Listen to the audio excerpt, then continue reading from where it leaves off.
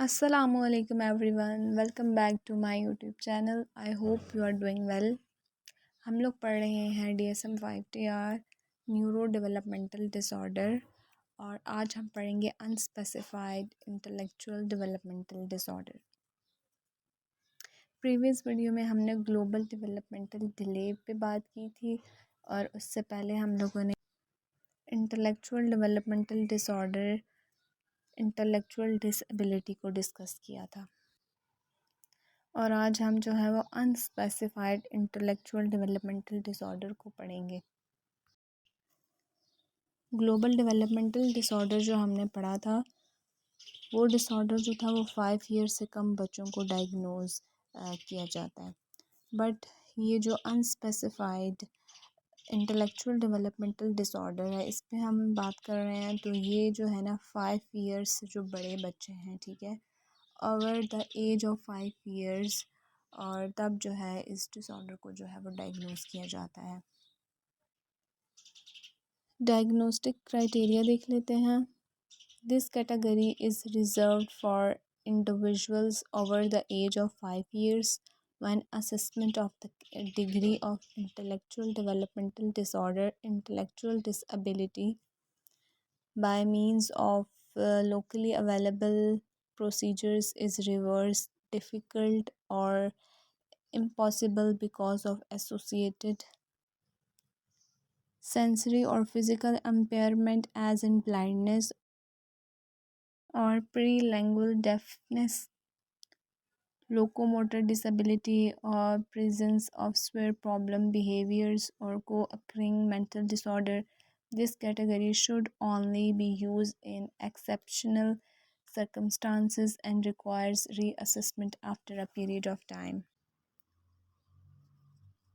ये disorder diagnose कब किया जाएगा? ये डिसऑर्डर डायग्नोज तब होगा कि वो जो बच्चा है वो 5 साल से बड़ा होना चाहिए, ठीक है। This category is reserved for individuals over the age of 5 years, यानी वो जो बच्चा है वो 5 साल से बड़ा होना चाहिए। When assessment of the degree of intellectual developmental disorder, intellectual disability by means of locally available procedures is rendered difficult or impossible because of associated sensory or physical impairments.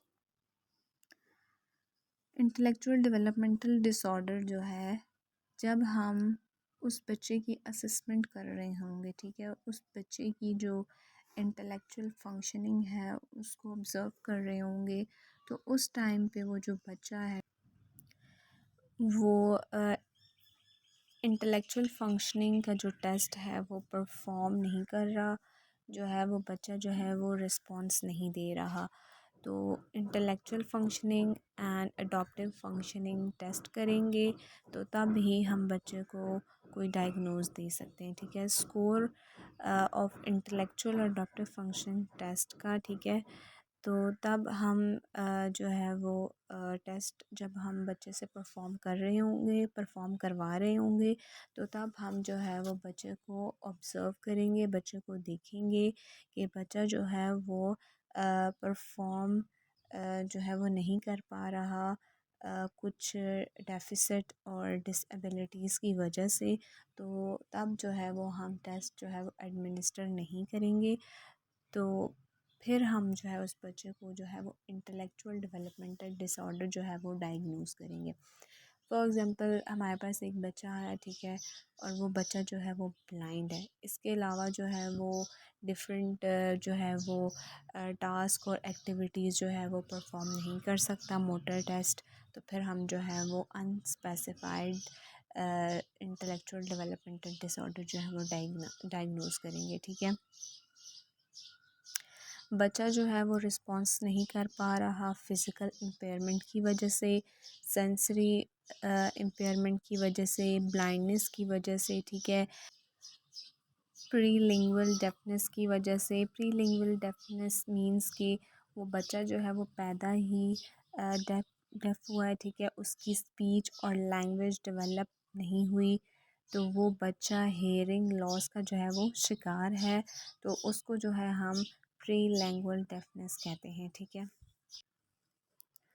Locomotor disability, आपकी जो muscles हैं, जो आपकी joint हैं या जो आपकी bones हैं, उनके अंदर जो डिसेबिलिटी है, कोई प्रॉब्लम है, तो जिसकी वजह से जो है वो आप मूव नहीं कर सकते, आपकी जो मसल्स हैं वो मूव नहीं हो सकती, जिसकी वजह से सेरेब्रल पाल्सी जो है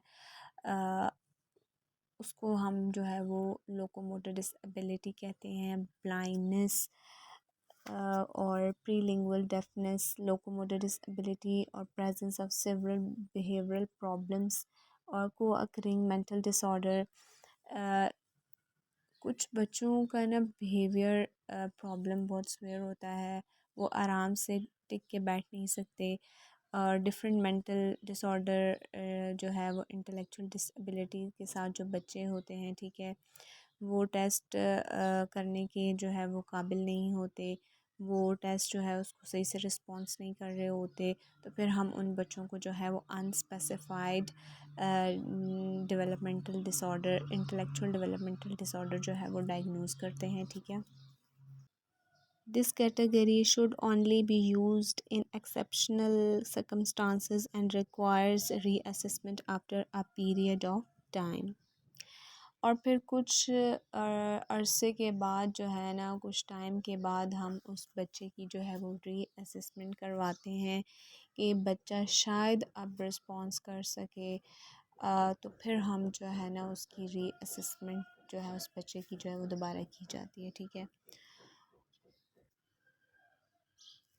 ये बच्चे जो हैं किसी भी सेंसरी और physically impairment, disability like blindness, prelingual deafness, locomotor disability and severe behavioral problems and different other problems like severe mental disorder problem की वजह से जो है वो intellectual and adaptive functioning जो है वो अडॉप्टिव फंक्शनिंग के जो टेस्ट हैं वो परफॉर्म नहीं कर पाते, तो तब हम उनको अनस्पेसिफाइड इंटेलेक्चुअल डेवलपमेंटल डिसऑर्डर जो है वो डायग्नोज करते हैं।